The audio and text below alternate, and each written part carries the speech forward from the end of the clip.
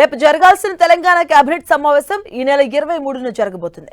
ఈ నెల 21న కాళేశ్వరంలో సరస్వతి నది అంత్య పుష్కరాలకు సీఎం రేవంత్ వెళ్లబోతున్నారు. దీంతో ఈ నెల 23న కేబినెట్ సమావేశాన్ని యాదగిరిగుట్టలో నిర్వహించాలని నిర్ణయించారు.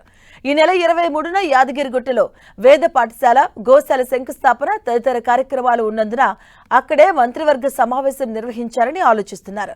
గతంలో సమ్మక్క సారక్క జాతర సందర్భంగా మేడారంలో కేబినెట్ సమావేశం నిర్వహించారు.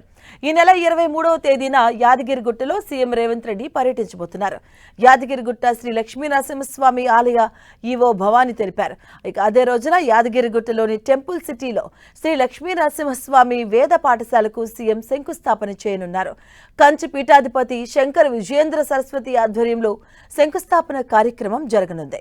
ఇక అదే రోజు కొండపైన నిర్మించనున్న కళ్యాణ మండపం, దీక్షపరుల సందనం, అలాగే మెట్ల మార్గానికి పైకప్పు, ప్రధాన ఆలయం వాయువ్య దిశలో మాడవీధుల్లోకి వెళ్లడానికి నిర్మించే మెట్ల మార్గానికి సీఎం రేవంత్ రెడ్డి శంకుస్థాపన చేయబోతున్నారు. 100 కోట్లతో అభివృద్ధి పనులకు రేవంత్ రెడ్డి శంకుస్థాపన చేయబోతున్నట్టుగా వెల్లడించారు. రాష్ట్రంలో ప్రస్తుత ఉన్న రాజకీయ పరిపాలన పరిస్థితులపై ఈ భేటీలో చర్చించే అవకాశం ఉంది. పలు ప్రభుత్వ పథకాల అమలు తీరు, పురోగతి, వివిధ శాఖలకు సంబంధించిన కీలక అజెండా అంశాలపై చర్చించి వాటిని ఆమోదించే అవకాశం ఉంది.